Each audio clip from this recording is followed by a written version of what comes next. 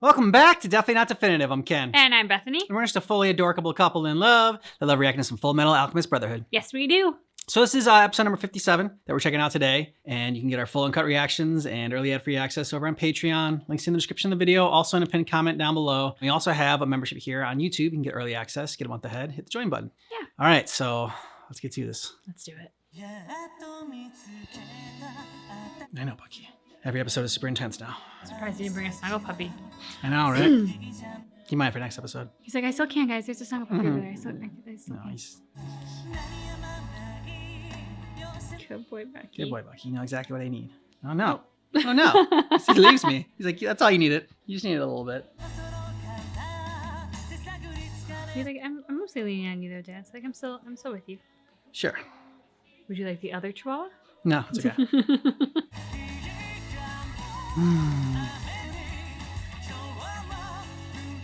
He's deep in thought. Mm-hmm. It's a very pensive look. Fuhrer Bradley has returned?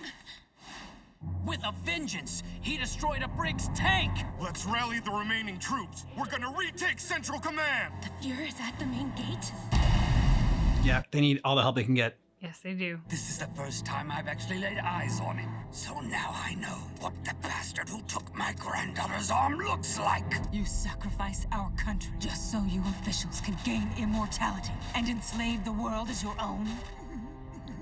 Why shouldn't we do it? We're creating a world without war! And you just have to murder the world. Yeah, exactly. In order to create a world with people that stop dying. would be reborn. We have to kill him. What you alchemists refer to as reconstruction. We wouldn't be murdering the population like you said. They would be given eternal life while dwelling inside us.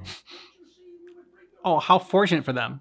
Yeah. As the few chosen ones of Amestris, we will bring unity to the entire country. Yeah. Yep. Thank you.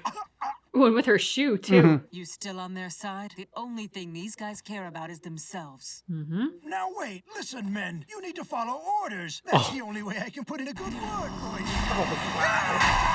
Yeah. I don't even know what to believe after hearing all of this. How can you follow a superior you have no faith in? That is not loyalty. That's mindless self-deception. Mm-hmm.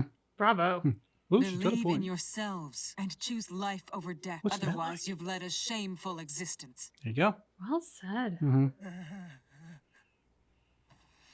All right, can we have the night to think about it?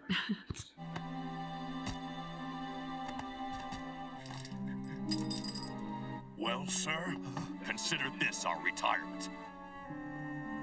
Good job. It did take you long enough, though. What's your current location? We're in the Fuhrer's office. Any survivors?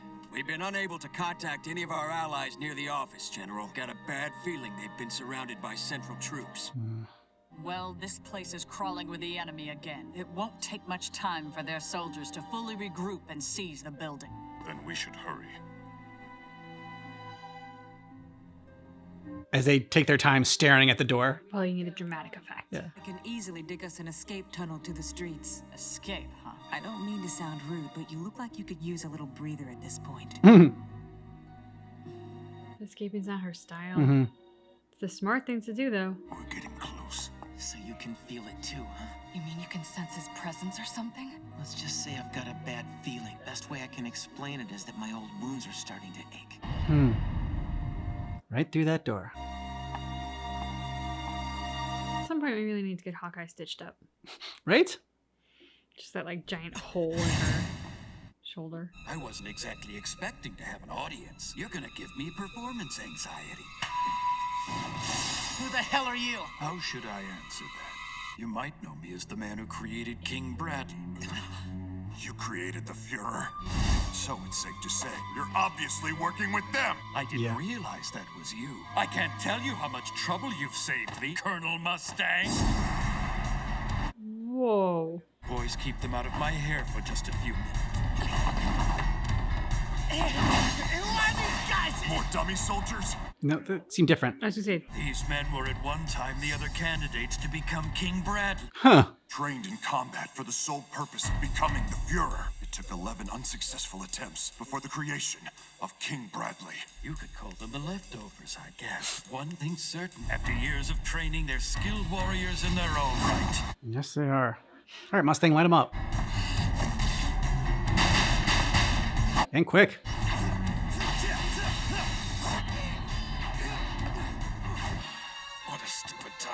passing out. Keep resting. Forgot about this. Oh, God. I better keep it in or I'll just Yes. bleed to death. Yes. Yeah, there you go. Smart. Leave him open. Almost coordinated it well enough. Incoming!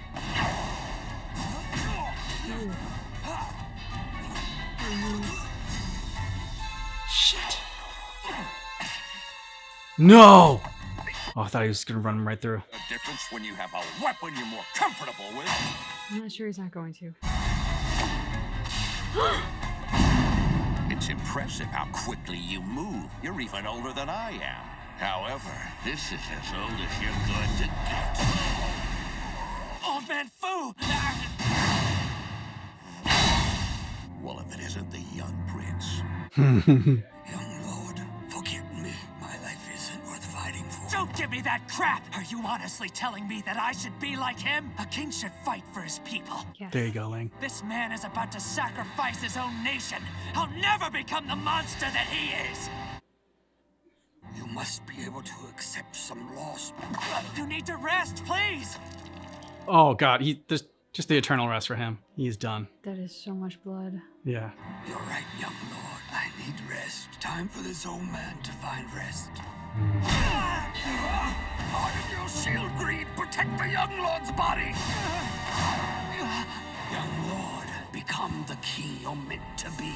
This old servant has no choice but to offer retirement. He doesn't seem phased at all. I'm taking you straight to hell with me, Bradley. Faster! Yep. Damn. That's why he wasn't worried at all. Well, you have to be, like, secretive. Please forgive my shame. You can't attack him head on. There you go. That philosopher's stone might have given you the eyes of a god, but even you can't dodge an attack. You can't see it coming. Oh, yeah. All right, old man. Maybe you are going to hell, but you aren't going alone. You have my gratitude. Thank you. So is he going to detonate those fuses? No, but he took the sword out of himself, so... Yeah.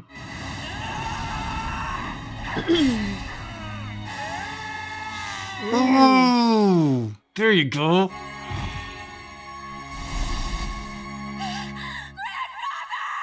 Oh, God.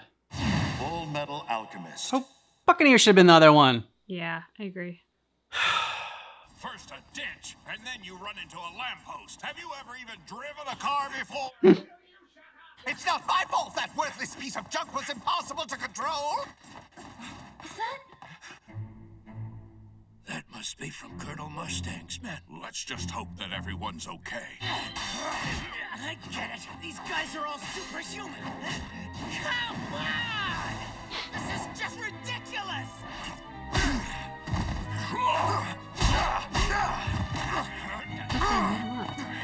They're like, he doesn't have a chance to. And when he tried to, like, they like kicked his hand so he like couldn't snap.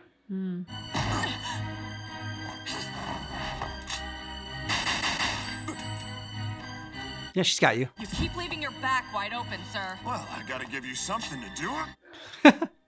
The portal of truth. I'm sure you're all familiar with the alchemist's ultimate sin, human transmutation, of course. If they commit this taboo, they open the portal, and they pay the equivalent price for it. The equivalent price. Where's the price of a life? I lost part of my insides, and then after sacrificing part of myself, I learned the truth. Human transmutation. It can't even be performed. Quite the contrary.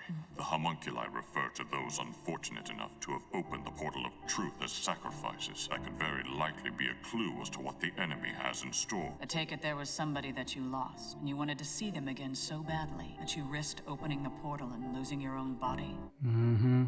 We don't see any point in clinging to those who've died. We only know how to fight to keep more from dying. I suppose that makes sense. I do have some experience with what you've described. My first encounter with Edward Elric. When a homunculus invaded Fort Briggs, Edward blatantly refused my orders to tell me what he knew about it. At the time, I had not yet been made aware that the enemy had been holding the life of his childhood friend hostage. He just kept repeating, "I can't answer that." The look in his eyes was desperate. A boy willing to pay any price to protect the things he loved.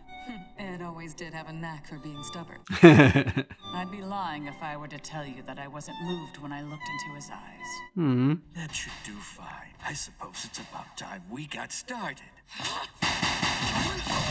Now number 16, try. number 23, and number 26. Come join me. Why did the rest of you stop fighting? Get him! Light him up, Mustang. Yeah, what is he doing? Now then, here goes!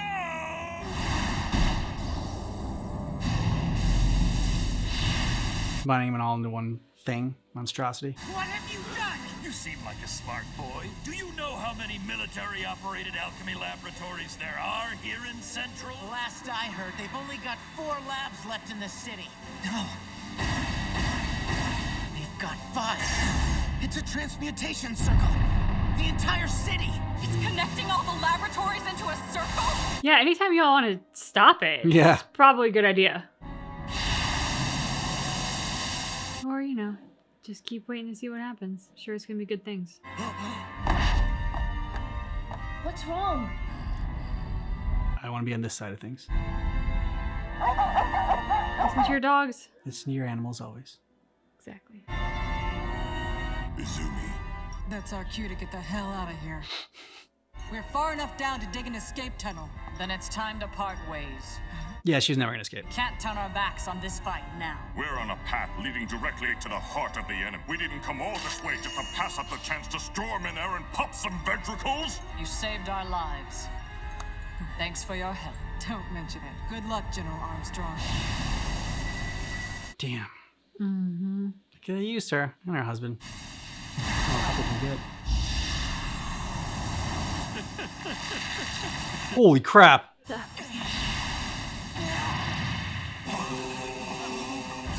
What? Father's eye, pride. Oh, taking the sacrifices. Oh my god, no!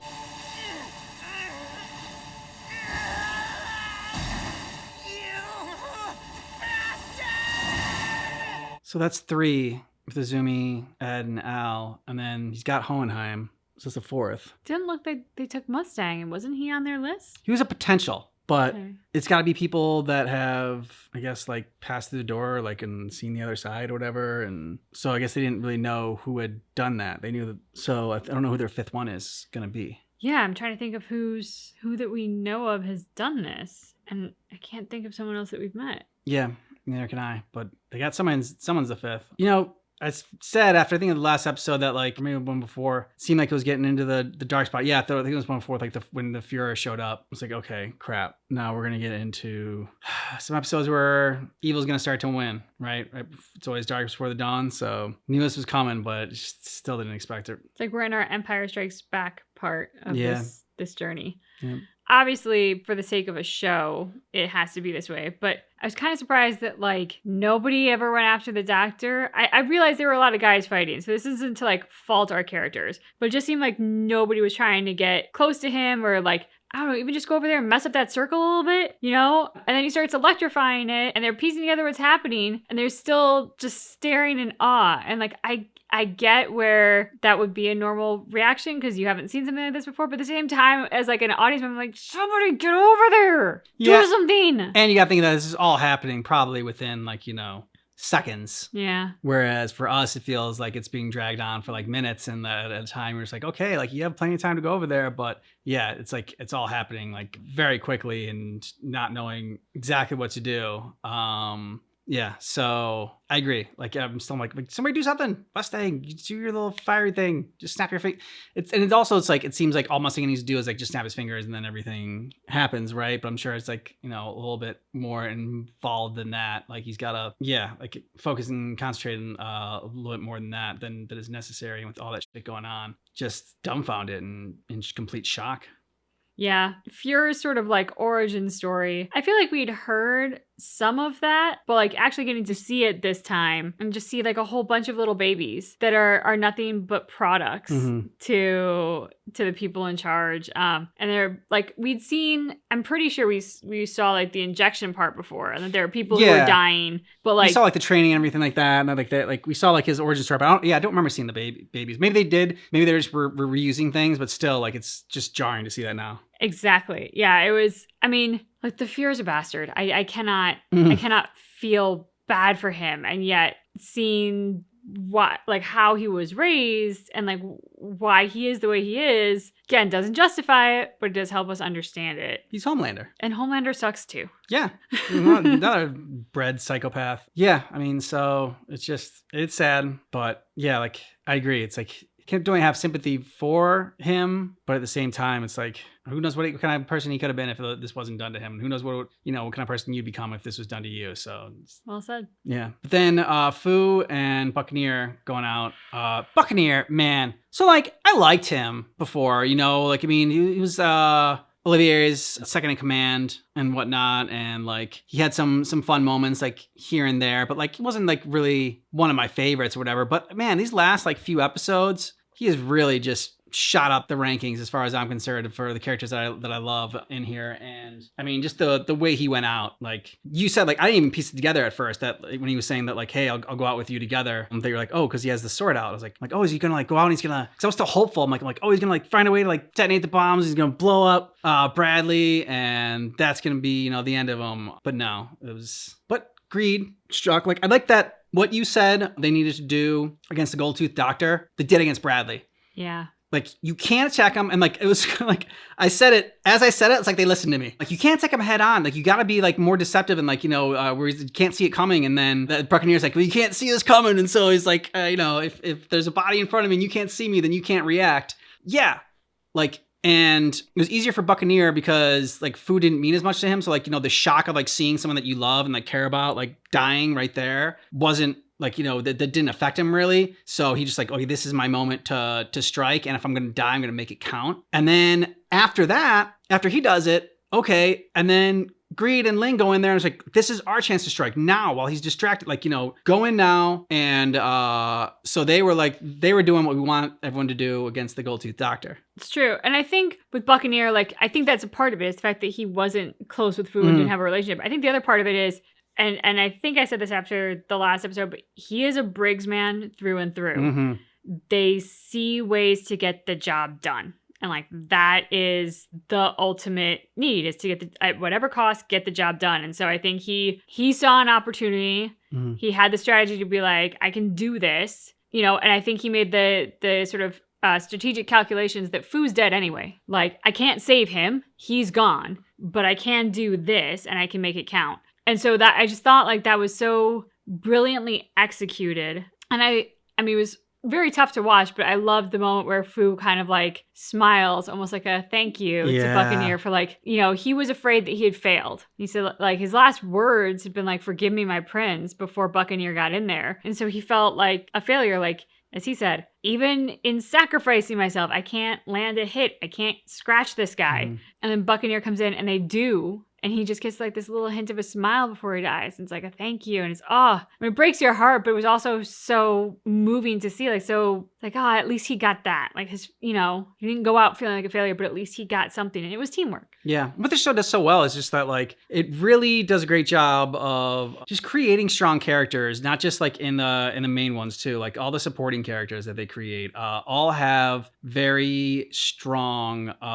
points of view, values, beliefs that like you don't need that much of the screen time to kind of know about them, like what they care about, what means the most to them, and kind of like who they are as a person or whatever. Like Fu's probably been in, I don't know, maybe like 10 out of the almost 60 episodes that we watched, and if you put all the screen time together, maybe it would make one episode. But like such an impact for his death and everything, just because you know how much he meant to the prince, you know how much he cared about the prince, and yeah, and so. Like, and him going in there and trying to, I don't know, get the last kill and sacrifice his life. And that sucks. Like you said, like at the end, he's like, oh my God, It's like I went in there and even my sacrifice means nothing because I wasn't fast enough. It's just heartbreaking. Yeah, I mean, to kind of piggyback on what you were saying, Yeah. for how few episodes there were, the bond between him and his granddaughter. That when he goes after the Fury, he's like, so you're the bastard who took my granddaughter's arm. Yeah. And then her scream when Fu died. I mean, Yeah. we've seen them so little, really. And yet the impact that it had on an audience, to hear that, to see that, it was significant, you know? And I don't think, at least not in a lot of shows that I see lately, and I mean that's sort of like outside what we watch for the channel, do I see characters developed so well and stories crafted so well that they can be so impactful with so little screen time. Yeah. Poor Zumi. And her husband and everything, but like, it's like, you know, she's the character. It's like, well, only one more day till retirement. And, you know, she's like, she's about to leave. She's like, all right, I'm all done here. I'm heading home. You know, thank you so much for all you've done. It's like, this is as far as I go. And, you know, we're getting out of here. So close to leaving. And for that to happen, and like her hand and her husband, like disappearing, man, they did a good job of just ripping your heart out in this episode. But I loved how proud she was of hearing Olivier talk about Ed. Like, that was such a great moment for those two women to be having that conversation, and to see for us as an audience, like, how much Ed has impacted both of them. Yeah. But Izumi sort of as like the proud mama, as Olivier talks about how wonderful her son is, basically. I mean, I know she's not biologically, like, you know, but she has taken on that maternal role in a lot of ways. And you just felt that she was like, yep, that's my boy. Yeah, he would sacrifice anything for his friends. Yeah, he would, you know, he would have that strength of character and that willingness. Yep. We didn't see Al for a lot of this episode, but boy, when he disappeared, like, it was tough to watch any and all of them start disappearing. I mean, Ed is the little brother, or Al's the little brother. He's been the one waiting to get his body back. He's been the one who's been so hopeful and so positive and just kind of like the good heart of so much of this. So to see him disappearing was really tough. Yeah. Let us know your thoughts about this episode down below in the comments. And if you want our full uncut reaction for this episode and you want early ad-free access, then go ahead and check out Patreon. Links in the description of the video, also in a pinned comment. And thanks so much for seeing our reaction for Fullmetal Alchemist Brotherhood. But just keep in mind that our reaction is definitely not definitive.